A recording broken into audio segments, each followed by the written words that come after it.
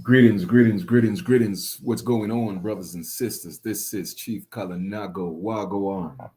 Check this out, man. I'm about to get into this little lesson here real quick. Okay, let me go ahead and we have audio. Let me close this window, man. All these distractions out here, man. Ugh. All right. Let's get into this. Let's get into this. Hope everybody is having a great 24 so far. As always, the information is for educational purposes. You do what you want with the information. I'm just here to give you the information. All right. I hope you're taking care of yourselves, taking care of your loved ones. Listen, whatever beef you have with relatives, friends, your bloodline. Listen, man, get together, learn to forgive each other, man. Talk to each other again. Open up the dialogue. You see what I'm saying? There's nothing like the power of forgiveness. You feel me? Because it's time that we heal. It's time that we show love, man. We have to learn to love each other again. Like it's just too much separation, too much division, too much animosity, too much hatred. I could go on and on. But on the positive note, guess what? We have life and we could always make changes. We could always make things better. You feel me? So, with that being said, let us learn to love each other again. What it is, Brother Corey. All right.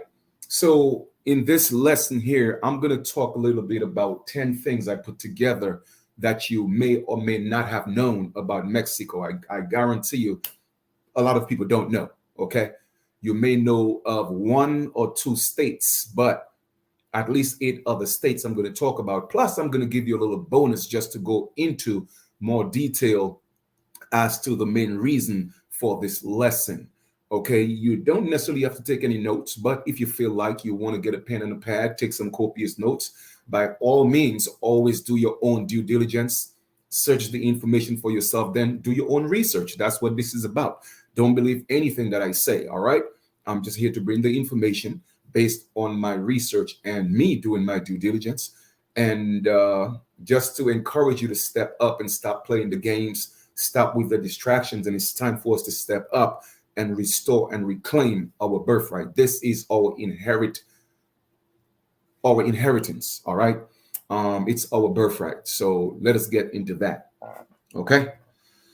So I put like I said, some facts together, and yes, they are facts. Please go ahead and research the information. Okay. Let me just go ahead and I emailed it to myself. What it is, Coach Gang. What it is. What it is. Yes, much respect to all the lineage. I may do another Zoom today, another live. I've been so busy working on, documents for the nation. It's a lot of work. People don't realize how much work it takes to really make this thing happen. But you know what? I'm dedicated. I was built for this. All right. So to me, it's fun, even if I'm not getting a lot of rest. But here we are. Let me just go ahead and make this a little bigger, just a tad bit smaller. Good. Let me see. All right. You know what? Let me just a little smaller. All right, here we are. I'm certainly sure you are able to see this. Okay.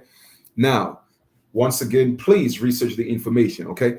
10 states, in the United States, that were once a part of Mexico. A lot of people don't know this to be true or know it at all.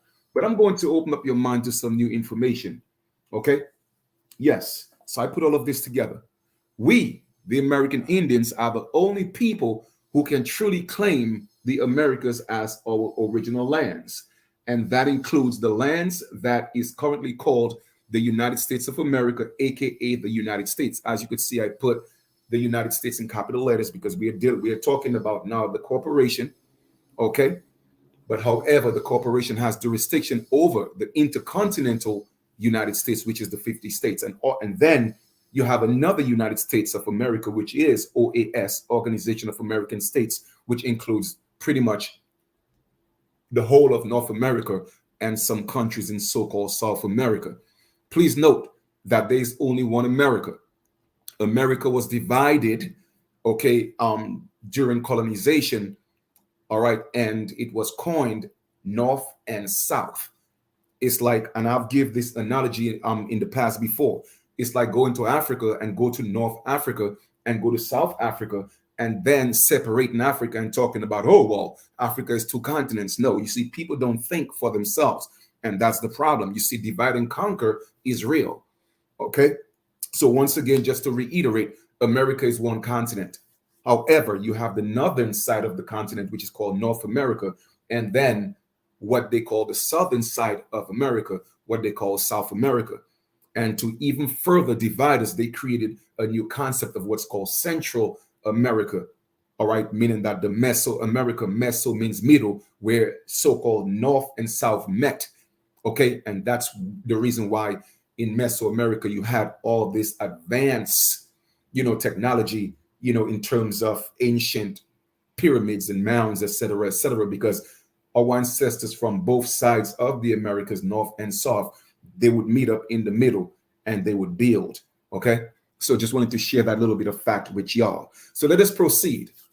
Nonetheless, it is important to look at what parts of the country were once in Mexican hands, because that same land now has states that are very anti-immigration, which is ironic, to say the least. Many ignorant people are telling immigrants, especially so-called Mexicans, to go back to their country, when states like Texas, Arizona, California were actually once part of Mexico. Now, the reason why I mentioned here so-called Mexicans is because here's another fact that a lot of people don't know.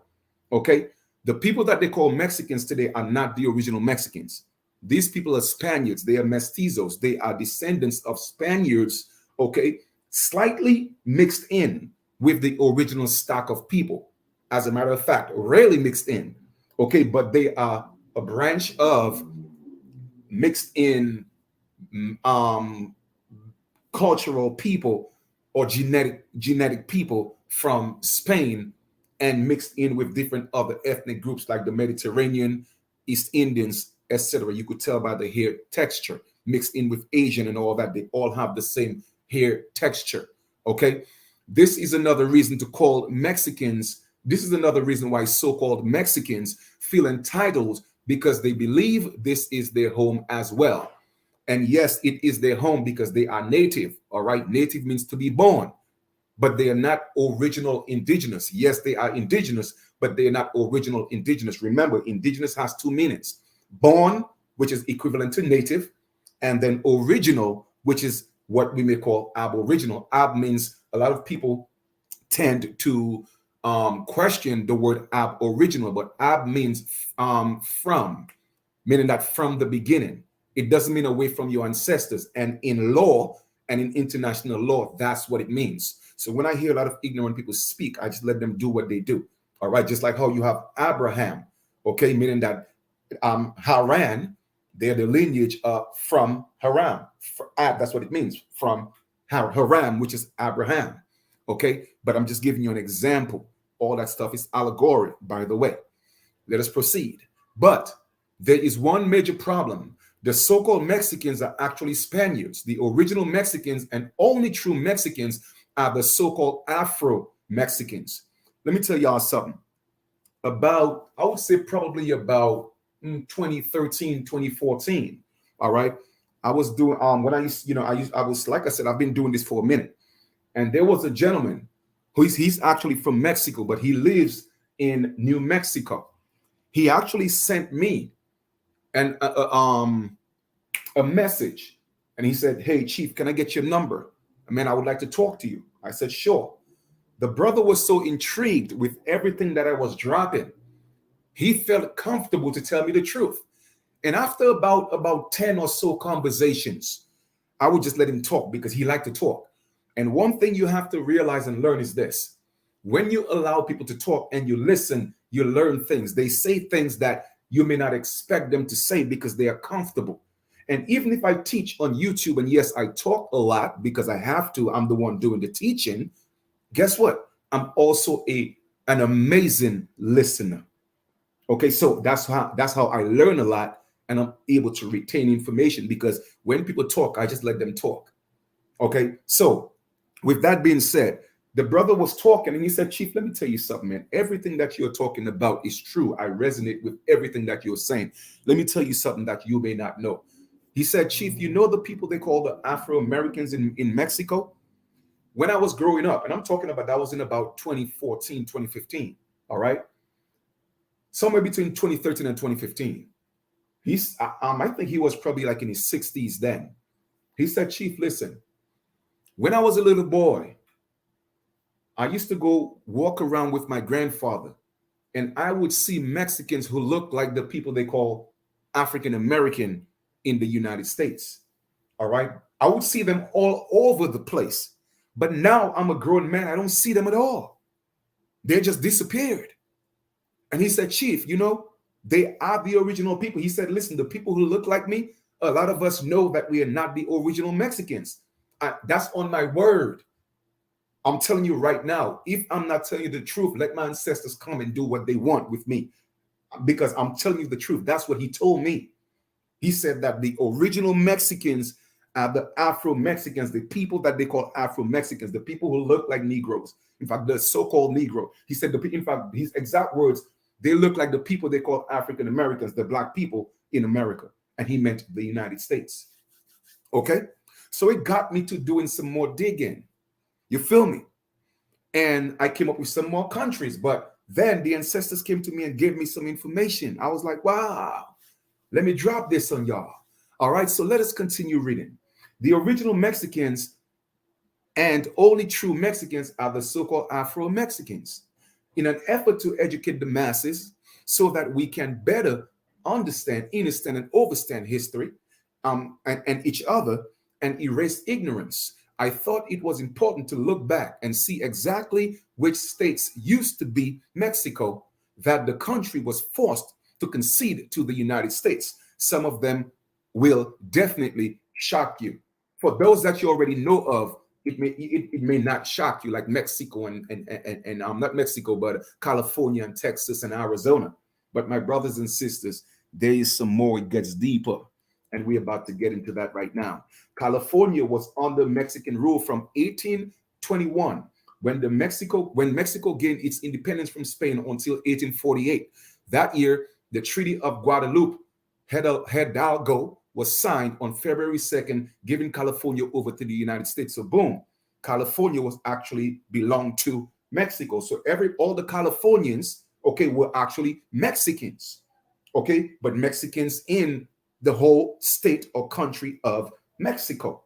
Just so you know that. Nevada is another state that was once under Mexican control. Like California, it became part of the U.S. with the signing of the Treaty of Guadalupe Hidalgo. Before then, Nevada was part of Alta California because they were all joined together, which included California, Baja California, Utah, about a quarter of Colorado, parts of Arizona, Wyoming, and New Mexico, all that actually belong to Mexico. So all these people were considered Mexicans. All right. Arizona came under the U.S. control in 1848 and didn't become a state until 1912. Before 1848, Arizona was part of the Mexican state of Sonora. Okay. Utah. How many of you knew this? Utah, when the Mormons settled in the area of today's Utah in 1847, they claimed it as their own because the Mormons out here teaching their Jesus Christ of Latter-day Saints, but they're not telling you their dirty history when they came to fight our ancestors. Why do you think the Mormons have the biggest, I'm talking about the biggest and the largest database of ancestry of our people in the United States? Oh, y'all gonna learn today. They claimed it as their own despite being Mexican territory, but yet they still walking around here preaching Jesus. Okay? I keep telling y'all, man, y'all better wake up.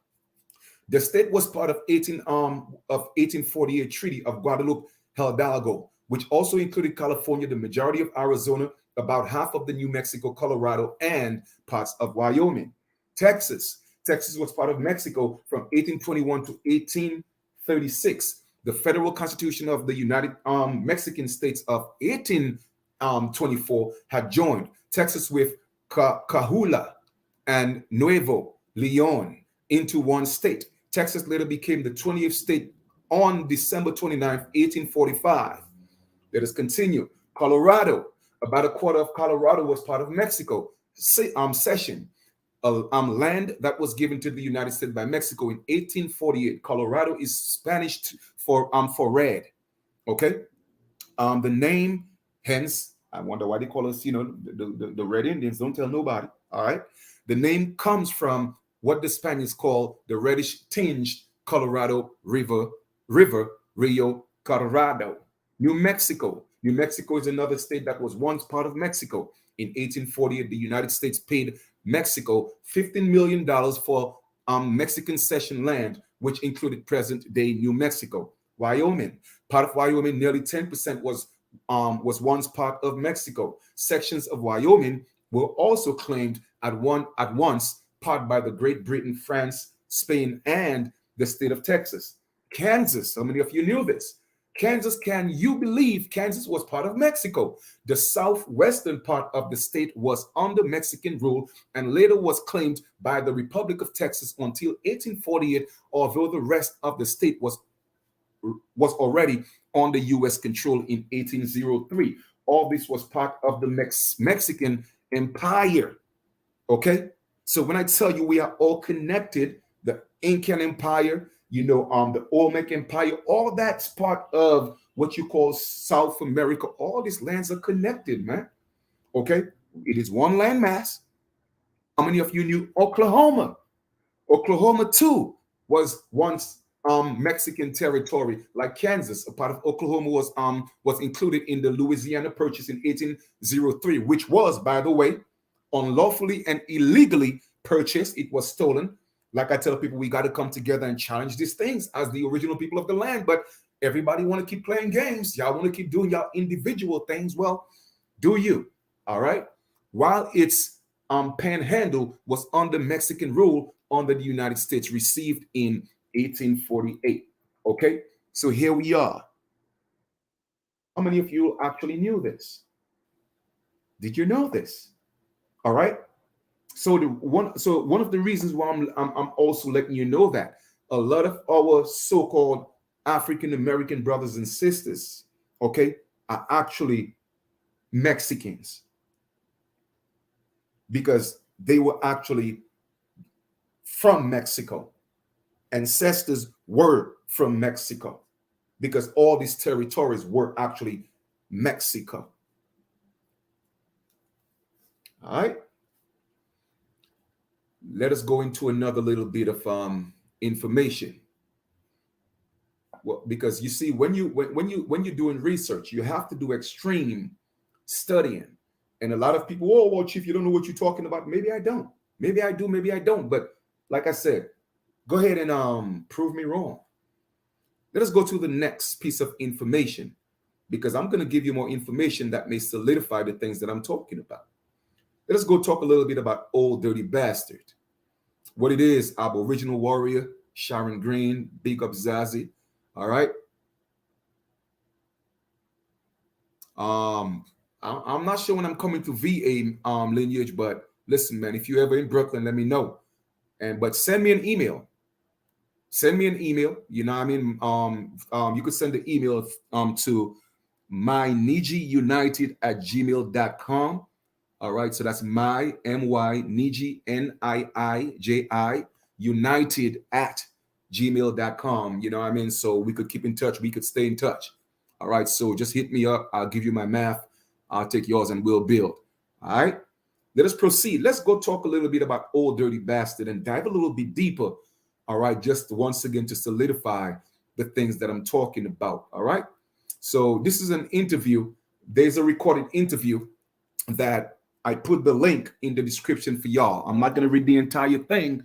However, like I said, I put the link in the description for you. So therefore, you're able to do your own reading yourself, because I always like giving people the information so that they could do their due diligence. I don't want to just be on here talking over. This is what you know. Let us read. Okay. This is a question that was posed during the interview to Old Dirty Bastard. Something here. Where did you get your name, your new name, Dirt McGirt? He said comes from Dirt McGirt Island. It's a place that's right off the block from the next island of Batman Island. All right. I can't let you know exactly where it is. It's a secret, you know. Wonder Woman told me not to say nothing. You think Old Dirty Bastard was crazy? No, he know what Batman Island was. You know where Batman Island was? That was in Manhattan. Okay? And that's where he got his name from, Dirt McGirt Island. Y'all better recognize. The next question was, why have you changed your name so much? He said, it's like Picasso making a new picture. It feels good. Next question. And what can you tell us about your style, about who influenced you? He said, my influence comes from China. My style comes from Africa, Egypt, Tokyo, and Russia with love.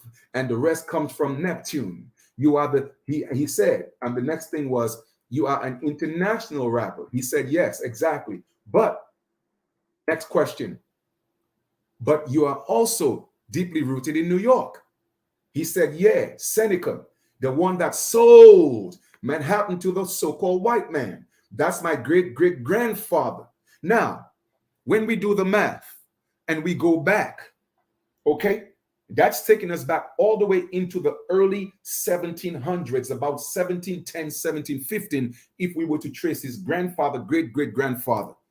Okay, he's three greats. That goes back to the early 1700s. Now, you have to ask yourself the question, hold up, how is that slaves from Africa in about 1710, between 1710 and 1730 were able to have enough status to own Manhattan? Prime location. You see, people don't ask questions. They don't ask questions. They don't investigate. And you know what investigate means? After you have done the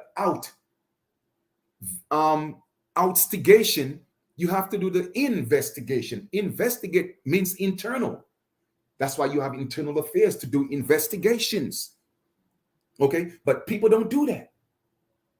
You feel me? Let's read this again. It says, I am talking about Seneca, my war clout. All right. Papa Wu answers. He was born in what? 1774. He owned Manhattan. You hear that? C. Seneca Indians owned Manhattan. Ah. You feel me?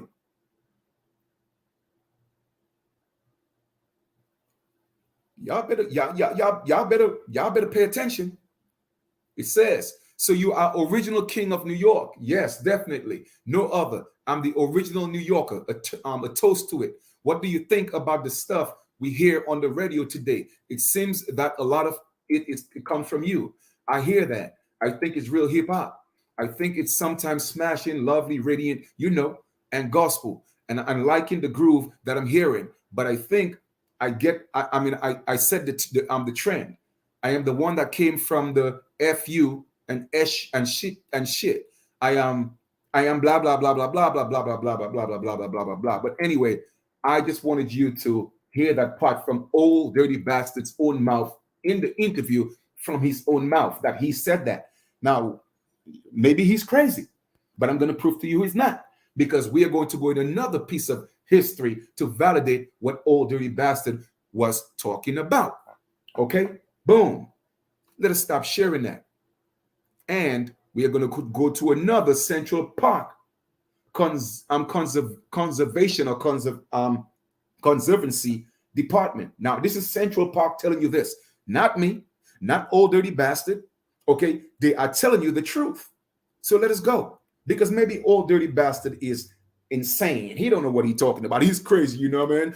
Oh, me and Mariah go about like the fire, get the tie. You know what I'm saying?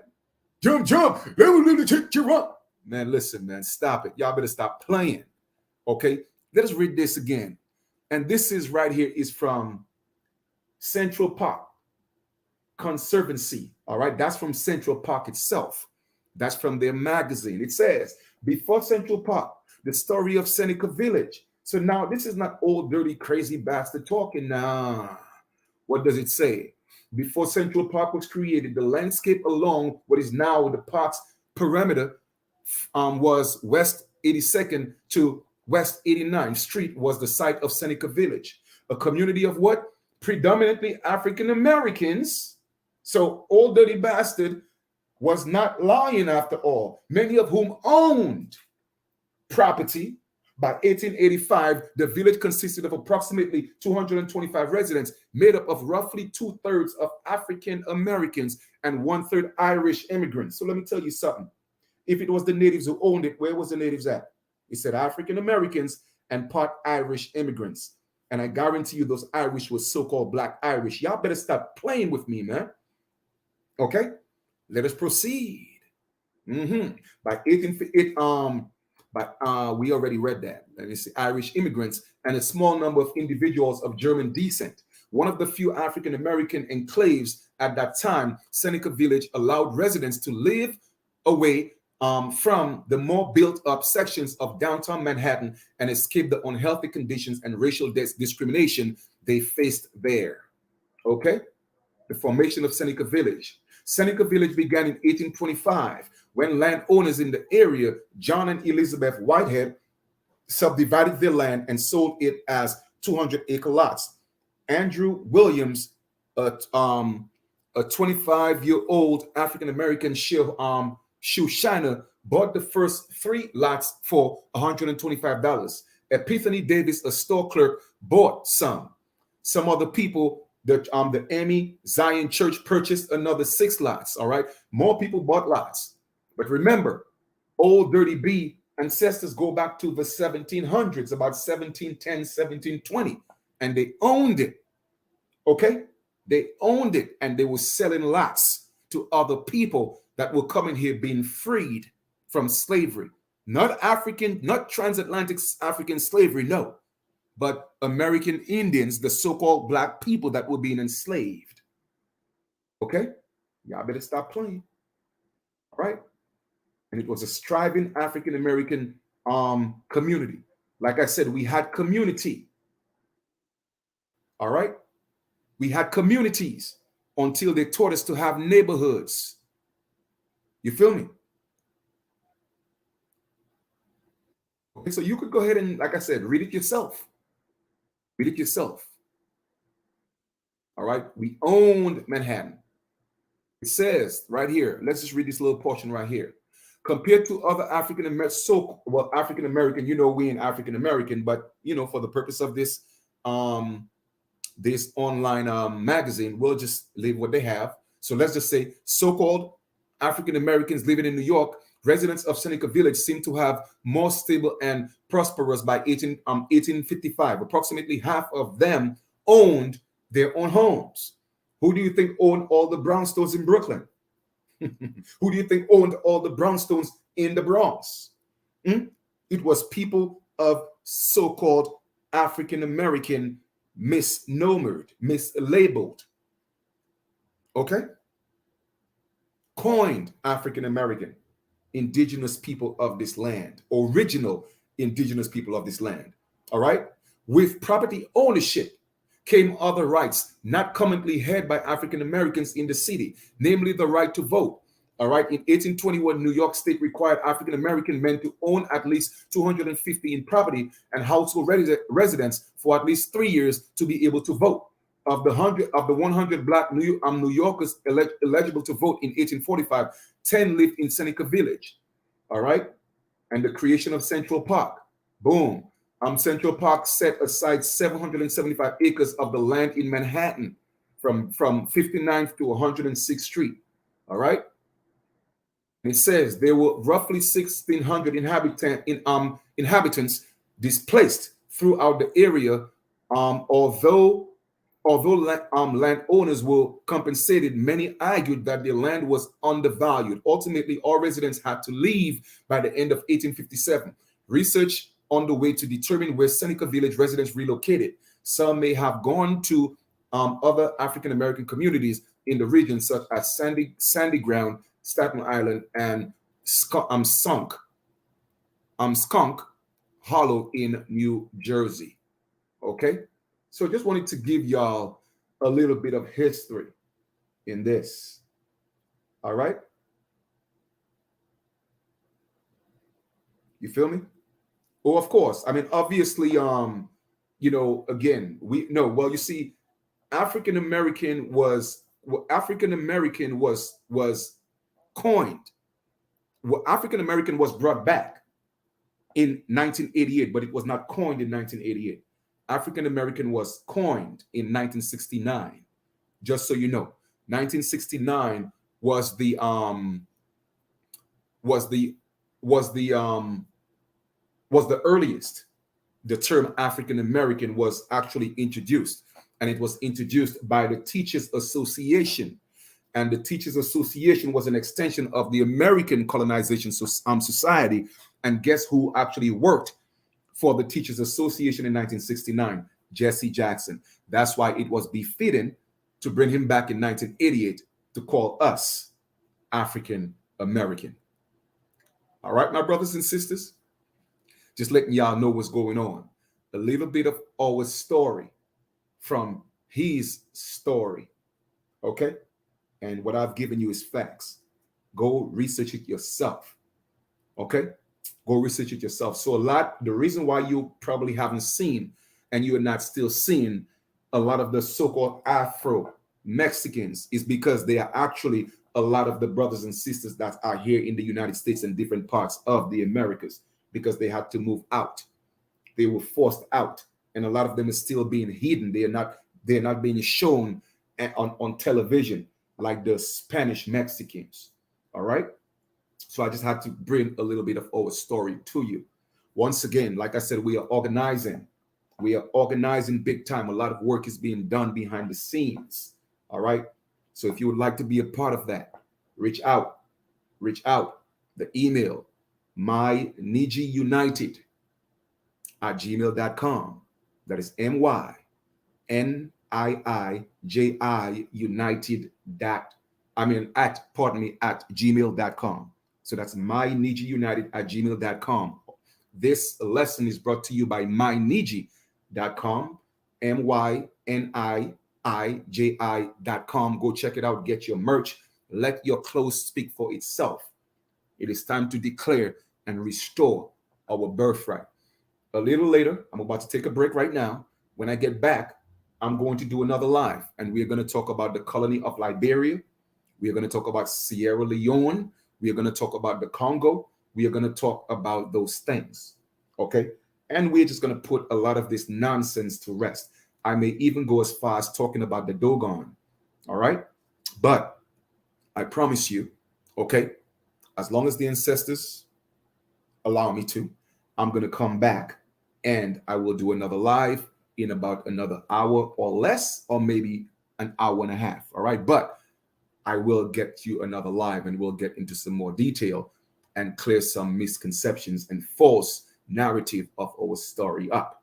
This is your brother, Chief Kalinago, once again, sending you nothing but love and light. All right.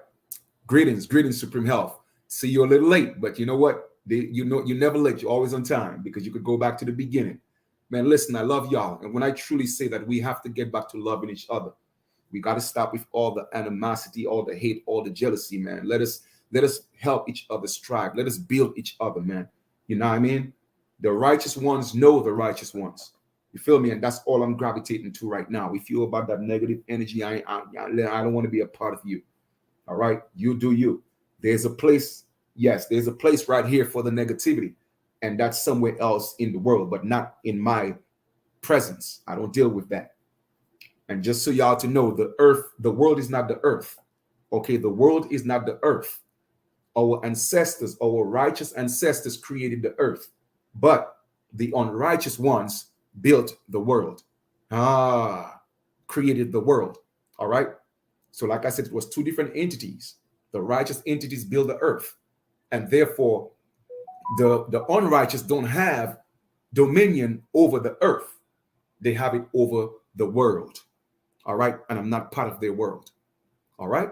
I am part of the dominion of earth that my righteous ancestors, we created. And that's what I'm striving to bring balance back to. Okay.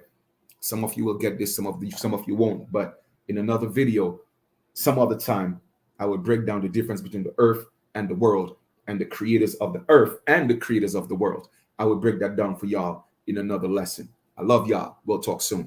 Take care.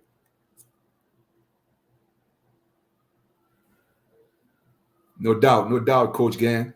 All right, don't forget to reach out, man. Reach out.